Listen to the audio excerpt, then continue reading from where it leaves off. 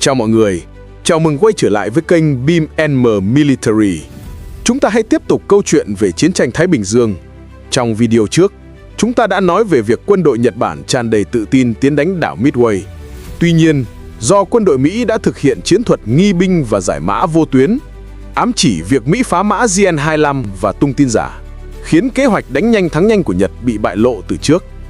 Thêm vào đó là vấn đề trong sự phối hợp giữa Nagumo Chuichi và Yamamoto Isoroku, cộng với vận may kém và nhiều yếu tố khác, đã dẫn đến thất bại thảm hại. Thất bại trong chiến dịch Midway đã khiến Hải quân Nhật Bản tổn thất nguyên khí nặng nề, từ đó mất đi khả năng tiếp tục tấn công về hướng Đông Thái Bình Dương. Tuy nhiên, như chúng ta đã đề cập trước đó, hướng tấn công của quân Nhật trên Thái Bình Dương có tổng cộng 2 mũi. Ngoài việc tấn công sang phía đông vào Midway, còn một hướng nữa là tấn công xuống phía nam, nhằm chiếm lấy cảng Moresby nằm ở Papua New Guinea để tạo cơ sở cho việc tiếp tục tấn công nước Úc. Trên thực tế, trước khi trận Midway bùng nổ, trong trận biển San Ho, quân Nhật và quân Mỹ đã có một cuộc giao tranh xoay quanh địa điểm này. Trong trận biển San Ho, cả hai bên đều chịu tổn thất lớn, nhưng quân Mỹ đã thành công giữ được cảng Moresby. Kế hoạch đánh chiếm nơi này của người Nhật lúc bấy giờ đã không thực hiện được. Sau khi đại bại trở về từ trận Midway, quân Nhật buộc phải chuyển trọng tâm trên chiến trường Thái Bình Dương quay trở lại vùng biển quần đảo Solomon, hy vọng có thể xoay chuyển cục diện bại trận ở hướng Nam Thái Bình Dương. Trong quá trình tấn công xuống hướng Nam, trước tiên, quân Nhật đã chiếm đóng một nơi gọi là Rabaul thuộc quần đảo Bismarck vào tháng 1 năm 1942. Và trong khoảng thời gian tiếp theo, họ dần xây dựng nơi đây thành căn cứ hải quân và không quân quan trọng nhất của quân Nhật tại Nam Thái Bình Dương. Thời gian trôi đến tháng 5, quân Nhật đã chiếm gần như toàn bộ quần đảo Solomon và lên kế hoạch xây dựng thêm một sân bay trên đảo Tulagi. Tulagi là một hòn đảo rất nhỏ thuộc quần đảo Solomon, nằm sát ngay phía bắc quần đảo Florida và nằm cách đó khoảng 30 hải lý về phía nam, chính là đảo Guadalcanal lừng danh, hay chúng ta thường gọi tắt là đảo Gan. Tuy nhiên, vào thời điểm đó, Guadalcanal vẫn là một vùng đất hoang vu không ai ngó ngang tới. Khi quân Nhật xây dựng căn cứ trên đảo Tulagi, họ đã nhân tiện thám thính qua đảo Guadalcanal. Sau đó họ phát hiện ra rằng, mặc dù Guadalcanal có nhiều núi và rừng rậm, nhưng ở phía bắc đảo có một vùng đồng bằng phù sa do sông ngòi bồi đắp. Địa thế bằng phẳng, rộng rãi, thích hợp để xây dựng sân bay hơn là đảo Tulagi. Vì vậy, quân Nhật quyết định thay đổi kế hoạch ngay lập tức, chuyển sang xây dựng sân bay mới trên đảo Guadalupe. Từ giữa tháng 6 đến đầu tháng 8, chỉ mất chưa đầy 2 tháng, sân bay trên đảo Guadalupe đã cơ bản hoàn thành. Chuyển góc nhìn sang phía quân đội Mỹ, họ nhận định rằng muốn đánh bại Nhật Bản ở Nam Thái Bình Dương, bắt buộc phải tìm cách chiếm được căn cứ Rabaul của Nhật. Vì mục tiêu này, quân Mỹ đã chọn cách tiến công từ hướng ngược lại với hướng tấn công của quân Nhật. Tháng 3 năm 1942, quân Mỹ trước tiên chiếm đảo Efate, nằm ở hướng đông nam quần đảo Solomon. Sau đó nhanh chóng tiến về phía bắc, chiếm đảo Espiritu Santo. Tại hai hòn đảo này, Mỹ đã cho xây dựng các sân bay. Tuy nhiên lúc này, nội bộ quân đội Mỹ lại nảy sinh bất đồng về các hành động tiếp theo. Phe lục quân, đại diện là tướng MacArthur, cho rằng nên nhanh chóng tổ chức đổ bộ vào quần đảo Bismarck, nơi có Rabaul, tập trung binh lực áp đảo để đánh chiếm Rabaul trong một đợt tấn công. Phe hải quân, đại diện là đô đốc Nimitz, lại cho rằng Rabaul được phòng thủ vô cùng nghiêm ngặt, lại còn nhận được sự hỗ trợ từ hạm đội Liên hợp Nhật Bản, bao gồm 4 tàu sân bay. Trong khi đó, Mỹ lúc này trên Thái Bình Dương chỉ còn 3 tàu sân bay, thực lực không bằng Nhật Bản nên không thể hành động mạo hiểm. Thay vào đó, Hải quân đề xuất nên lấy đảo Efate và Espiritu Santo đã chiếm được làm bàn đạp, đổ bộ lên phía nam quần đảo Solomon, thiết lập sân bay trên các đảo mới chiếm. Sau đó, dưới sự yểm trợ của không quân, sẽ tiến dần từng bước, cuối cùng mới đoạt lấy Rabaul. Đây chính là kế hoạch chiến dịch Watchtower do quân Mỹ vạch ra trong chiến tranh Thái Bình Dương. Thế nhưng một tin tình báo đột ngột xuất hiện đã làm đảo lộn kế hoạch tác chiến vốn đã được chuẩn bị kỹ lưỡng của Mỹ. Vào cuối tháng 7, máy bay trinh sát của Mỹ phát hiện quân Nhật đang xây dựng một sân bay trên đảo Guadalupe. Nếu sân bay này hoàn thành trôi chảy, phạm vi tác chiến của máy bay Nhật sẽ được mở rộng đáng kể ra bên ngoài. Chúng có thể vươn tới đe dọa trực tiếp đảo Espiritu Santo và Efate mà quân Mỹ đang đồn trú. Điều này sẽ uy hiếp nghiêm trọng đến sự an toàn của tuyến hàng hải huyết mạch từ Mỹ đến Úc. Thậm chí, điều này còn khiến kế hoạch Bắc tiến để bao vây quân Nhật của Mỹ có nguy cơ tan thành mây khói. Vì lẽ đó, quân Mỹ lập tức thay đổi mục tiêu. Giai đoạn 1 của chiến dịch Watchtower, tháp canh, từ việc đánh chiếm quần đảo Santa Cruz và Tulagi, chuyển sang đánh chiếm đảo Guadalcanal và đảo Tulagi. Do tình thế quá cấp bách, quân Mỹ buộc phải phát động tấn công trong tình trạng chưa hoàn toàn sẵn sàng. Chính điều này đã gieo mầm mống cho những sai lầm nghiêm trọng của quân Mỹ về sau. Tuy nhiên, nếu nói về sai lầm, thì những sai lầm phía quân Nhật lúc bấy giờ còn ngớ ngẩn hơn nhiều. Trên thực tế, sân bay trên đảo Guadalcanal đã cơ bản hoàn thành từ đầu tháng 8, nhưng do mâu thuẫn gay gắt giữa Hải quân và Lục quân Nhật Bản, việc trao đổi thông tin giữa hai bên bị tắc nghẽn. Hậu quả là cho đến tận ngày 7 tháng 8, khi quân Mỹ nổ súng tấn công, trên đảo Guadalcanal vẫn chưa có bất kỳ một chiếc máy bay nào của Nhật đồn trú. Ngày 31 tháng 7 năm 1942, hạm đội tấn công Guadalcanal của Mỹ nhổ neo từ Fiji. Đến tối ngày 6 tháng 8, hạm đội đã đến vị trí cách Guadalcanal khoảng 60 hải lý. Nhờ sự che chở của thời tiết xấu, hạm đội Mỹ vẫn chưa bị quân Nhật phát hiện. Đến 1 giờ sáng ngày 7 tháng 8, hạm đội Mỹ tiến vào vùng biển cách Guadalcanal khoảng 10 hải lý và lập tức chia làm hai cánh quân.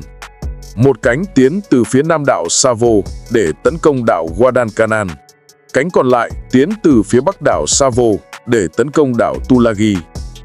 Khoảng 6 giờ sáng, các tàu chiến Mỹ bắt đầu nã pháo dữ dội vào các trận địa của Nhật trên đảo Guadalcanal. Do cơ quan tình báo Nhật Bản không hề dự liệu được việc Mỹ sẽ đổ bộ tại đây, nên quân Nhật hoàn toàn không có sự chuẩn bị.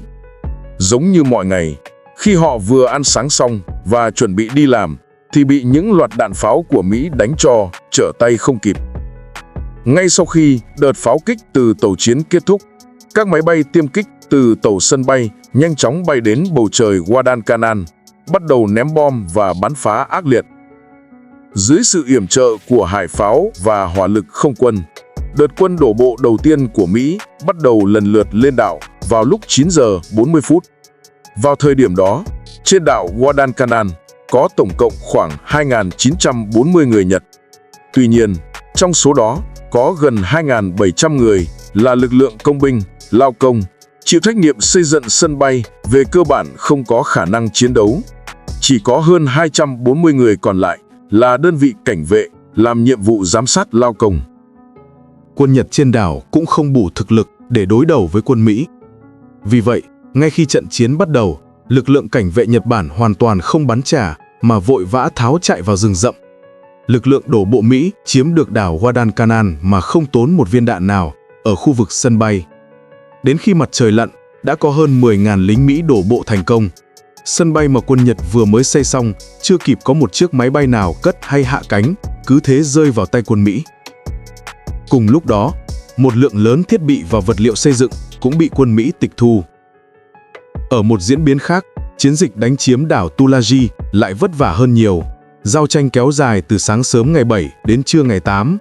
Sau 2 ngày kịch chiến, quân Mỹ cuối cùng cũng chiếm được Tulagi. Trong số khoảng 740 lính Nhật đồn trú trên đảo, ngoại trừ 23 người bị bắt làm tù binh, toàn bộ số còn lại đều bị quân Mỹ tiêu diệt. Nhận được tin Guadalcanal thất thủ, đại bản doanh Nhật Bản như vỡ tổ. Trung tướng Hải quân Nhật Bản đóng tại căn cứ Rabaul là Mikawa Gunichi ngay trong ngày 7 tháng 8, ngày Mỹ đổ bộ, đã lập tức dẫn đầu một hạm đội được ghép nối tạm bợ gồm 7 tàu tuần dương và một tàu khu trục lao về phía Guadalcanal. Trong suốt thời gian quân Mỹ đổ bộ, ngày 7 và 8 tháng 8, không hạm đội 25 thuộc Hải quân Nhật cũng lấy Rabaul làm căn cứ, đã nhiều lần bay đến Guadalcanal tấn công lực lượng đổ bộ Mỹ. Trong các cuộc không kích này, tàu vận tải USS George F. Elliot và tàu khu trục USS Jarvis của Mỹ đã bị trúng đạn. Ngoài ra, 2 ngày không kích còn khiến Mỹ mất 19 máy bay, trong đó có 14 tiêm kích hạm. Tuy nhiên, các cuộc không kích này cũng khiến Nhật Bản mất 36 máy bay. Xét trên số liệu sổ sách, quân Mỹ không chịu thiệt thòi quá lớn và Nhật Bản cũng không đạt được mục tiêu chiến lược thông qua các cuộc không kích này. Thế nhưng, chỉ huy lực lượng viễn chinh đồng minh Phó Đô đốc Mỹ Frank Fletcher lại cực kỳ để tâm đến những tổn thất về tàu sân bay, máy bay chiến đấu và phi công, cũng như lo ngại mối đe dọa từ các cuộc không kích của Nhật đối với tàu sân bay. Vì vậy, vào tối ngày 8 tháng 8, Fletcher đã tự ý ra lệnh rút lực lượng đặc nhiệm tàu sân bay của mình, trong văn bản gốc nghe nhầm thành hạm đội đặc biệt buồn ngủ, khỏi quần đảo Solomon. Do sân bay trên đảo Guadalcanal vẫn chưa chính thức đi vào hoạt động, hành động này của Fletcher, một hành động gần như là lâm trận bỏ chạy, đã khiến hạm đội và lực lượng đổ bộ của Mỹ đang ở gần Guadalcanal mất đi sự yểm trợ của không quân về mặt khách quan. Điều này khiến cho trong trận hải chiến đảo Savo diễn ra ngay sau đó, quân Mỹ đã không thể phản kích hiệu quả lại hạm đội Nhật Bản. Thời gian trôi đến rạng sáng ngày 9 tháng 8, hạm đội lâm thời của Mikawa Gunichi đã áp sát hạm đội liên quân Mỹ-Úc đang neo đậu tại vùng biển đảo Savo. Tuy nhiên, lúc này các chỉ huy quân Mỹ lại lơ là phòng bị trước đòn phản công của người Nhật, hoàn toàn không nhận ra hạm đội Nhật đã tiến đến ngay dưới mí mắt mình. Lúc 1 giờ 33 phút sáng, Mikawa Gunichi ra lệnh cho toàn hạm đội tổng tấn công.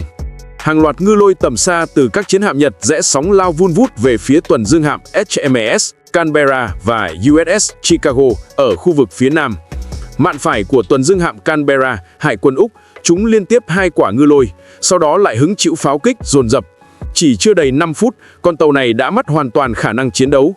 Sau khi trời sáng, quân Mỹ buộc phải tự tay đánh chìm con tàu đen đủi này do hư hại quá nặng, không thể cứu vãn. Các chỉ huy Mỹ bị đánh thức bởi tiếng bom đạn, trong lúc hỗn loạn đã ra lệnh cho tàu Chicago nổ súng bắn trả.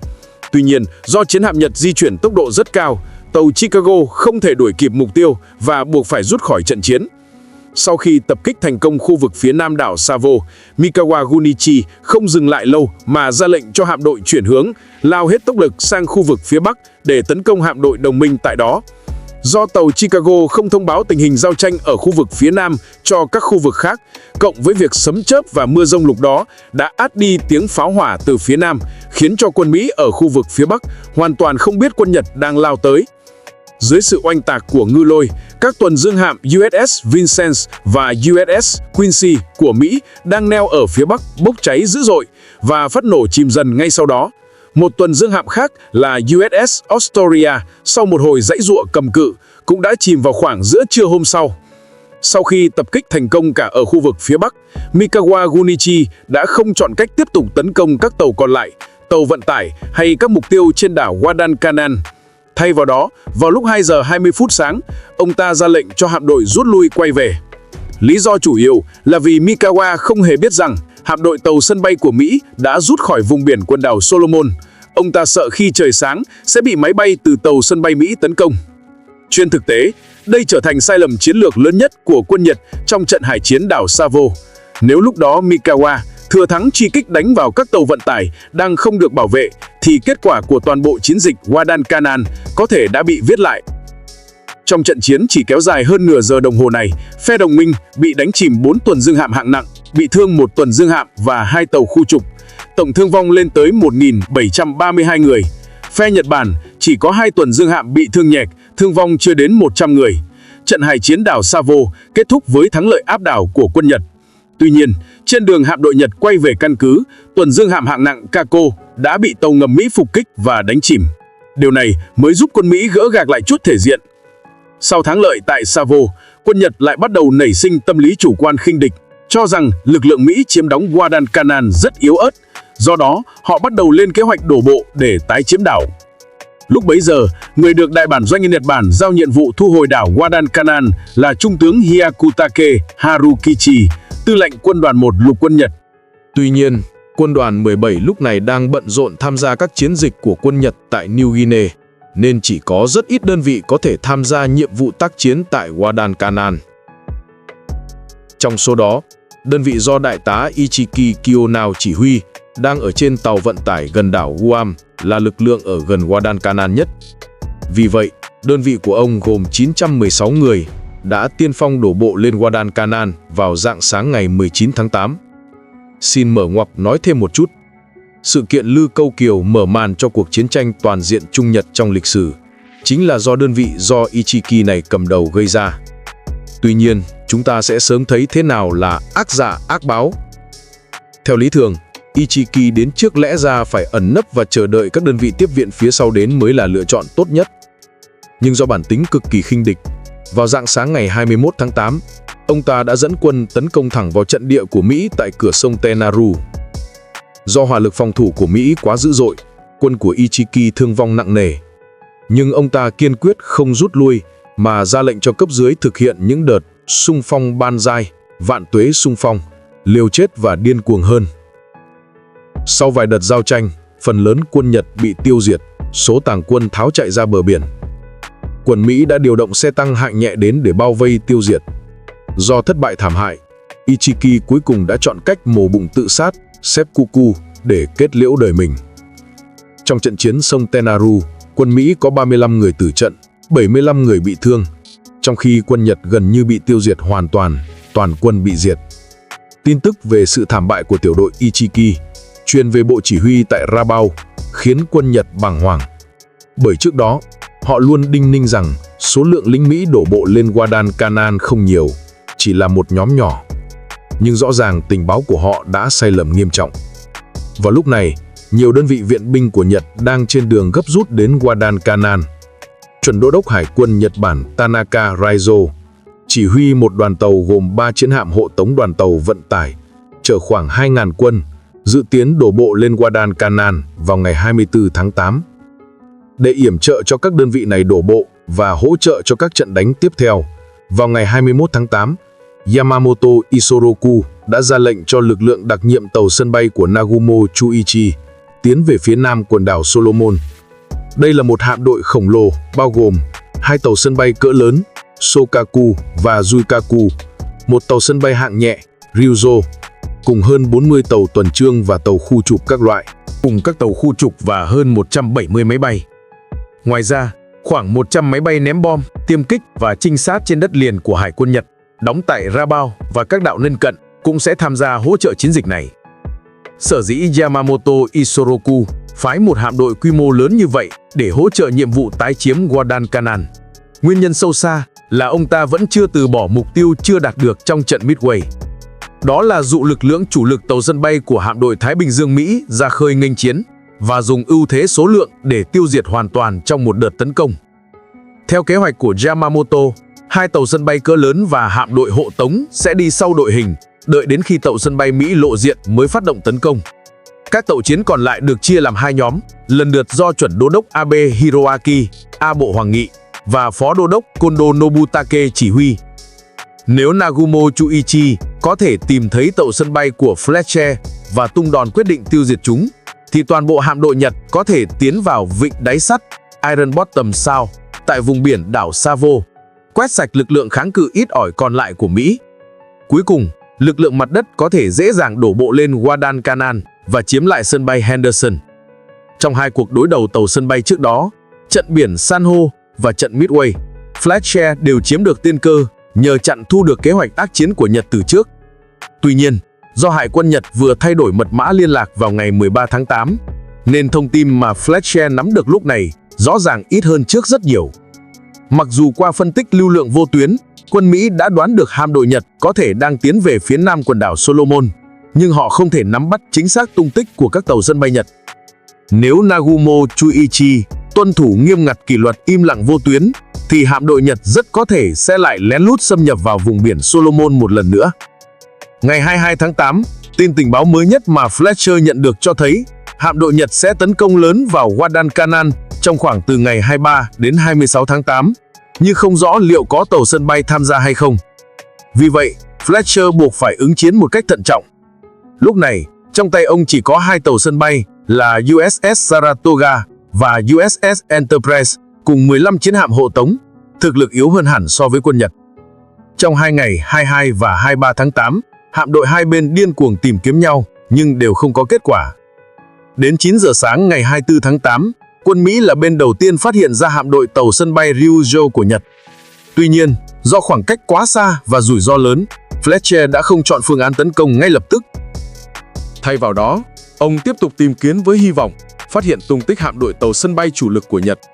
Nhưng mãi đến 1 giờ chiều, Fletcher vẫn không nhận được bất kỳ tin tức nào về các tàu sân bay cỡ lớn của Nhật. Vì vậy, ông quyết định không chờ đợi thêm nữa. phái Trung tá Harry D. Phelps dẫn đầu 28 máy bay ném bom bổ nhào và 8 máy bay ném bom ngư lôi cất cánh từ tàu Saratoga bay về phía tàu Ryuzukaku. Cũng vào khoảng thời gian đó, tàu Ryuzukaku cũng phái 6 máy bay ném bom ngư lôi và 15 tiêm kích Zero đi tấn công sân bay Guadalcanal.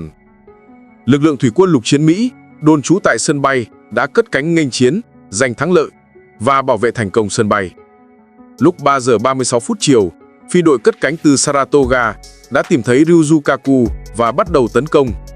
Trung tá Phelps đích thấm thả một quả bom trúng vào sàn đáp của Ryuzukaku, trong khi một máy bay ném bom ngư lôi khác phóng ngư lôi trúng vào mạn phải con tàu.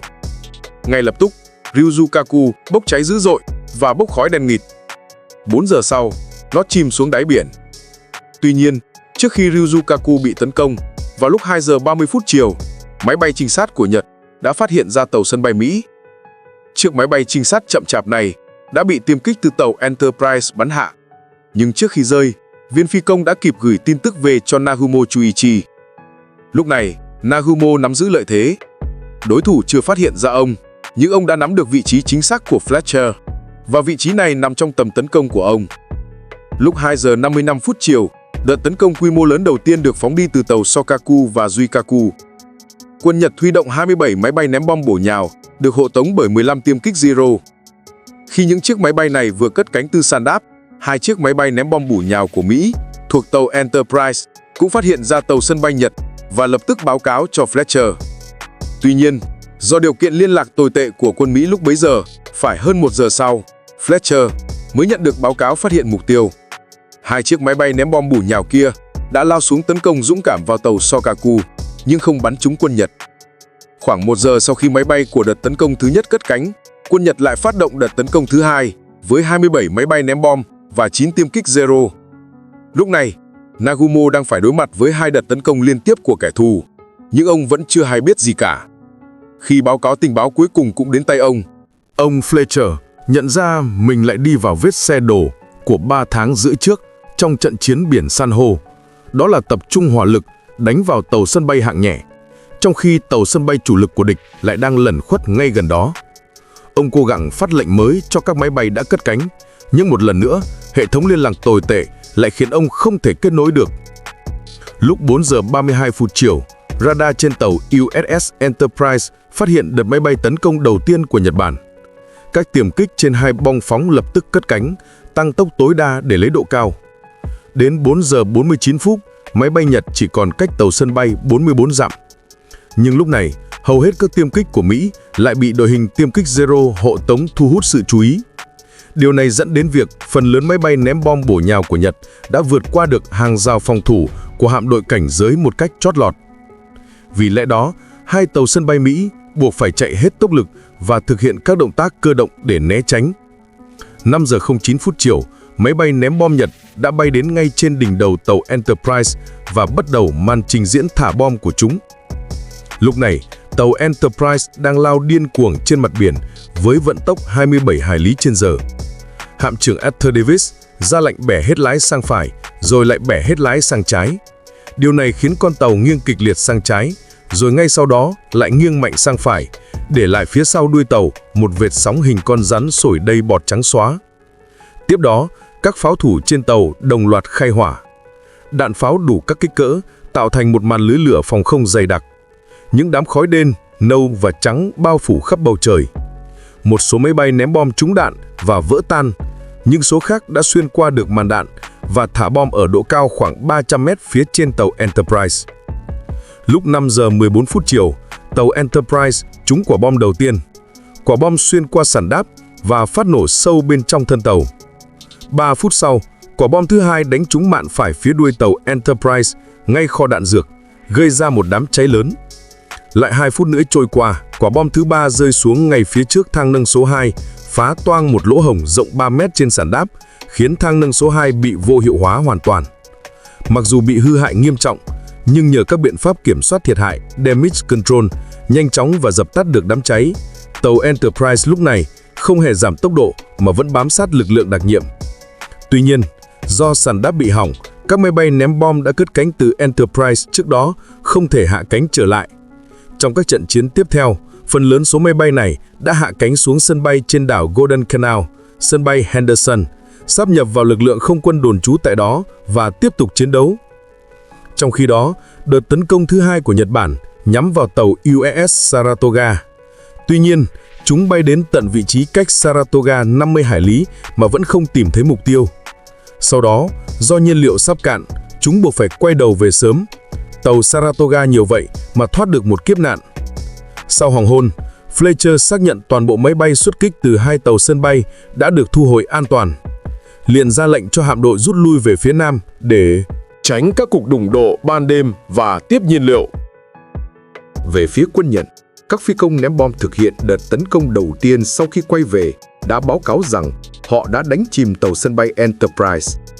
Điều này khiến Nagumo Chuichi bắt đầu ăn mừng một chiến thắng thực tế không hề tồn tại.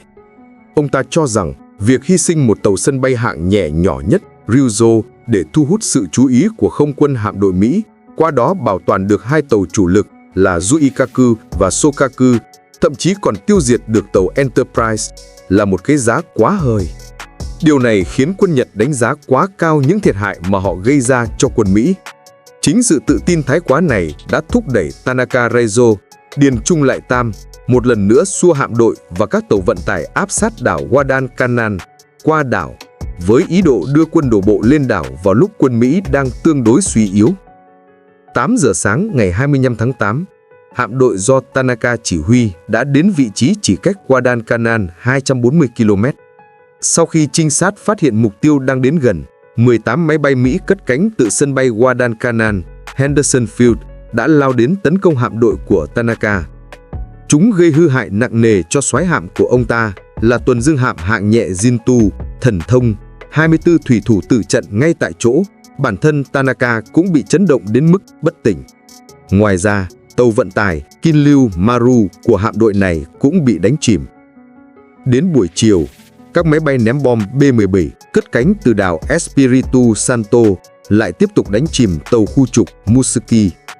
Chuỗi tổn thất liên tiếp này khiến quân Nhật nhận ra rằng nếu không thể trấn áp lực lượng không quân tại sân bay Guadalcanal, thì mưu đồ tiến vào vịnh đáy sắt và tái chiếm Guadalcanal là bất khả thi. Vì lẽ đó, Yamamoto Isoroku buộc phải một lần nữa ra lệnh hủy bỏ chiến dịch xâm lược được lên kế hoạch tỉ mỉ này và ra lệnh rút quân. Trận hải chiến Đông Salomon, cuộc đối đầu của các tàu sân bay lần thứ 3 trong chiến tranh Thái Bình Dương, cứ thế hạ màn. Ở một mức độ nào đó, trận chiến này cũng giống như trận chiến biển San Ho diễn ra 3 tháng trước, một cuộc tao ngộ chiến hỗn loạn và thiếu bài bản. Fletcher liên tục bị quấy nhiễu bởi hệ thống liên lạc vô tuyến tồi tệ và các báo cáo tình báo mâu thuẫn nhau, dẫn đến việc đưa ra nhiều quyết định thiếu hợp lý. Tuy nhiên, ông đã đánh chìm được tàu Ryuzo, cứu được tàu Enterprise dù bị hỏng nặng, và chỉ với cái giá mất 25 máy bay, ông đã tiêu diệt được 75 máy bay Nhật. Điều này giúp quân Mỹ vẫn giành được chiến thắng trên phương diện chiến thuật. Đồng thời, do buộc hạm đội vận tải của Nhật phải quay đầu, làm phá sản kế hoạch đổ bộ của Nhật, nên xét về điểm này, quân Nhật cũng đã giành thắng lợi trên phương diện chiến lược. Nhưng chúng ta đều biết rằng, quân Nhật sẽ không dễ dàng bỏ cuộc như vậy. Cuộc tranh giành đảo Guadalcanal vào vùng Nam Thái Bình Dương vẫn còn tiếp diễn. Những trận chiến đẫm máu hơn nữa đang chờ đợi cả hai bên ở phía trước. Ngọn lửa chiến tranh hừng hực trên Thái Bình Dương bao la còn lâu mới tắt. Tuy nhiên, video kỳ này xin phép được dừng lại tại đây. Những phần còn lại của chiến tranh Thái Bình Dương tôi sẽ tiếp tục cập nhật cho mọi người trong thời gian tới. Nếu các bạn thích video này, đừng ngại nhấn like, share và theo dõi kênh nhé. Cảm ơn các bạn đã đón xem. Hẹn gặp lại trong chương trình lần sau.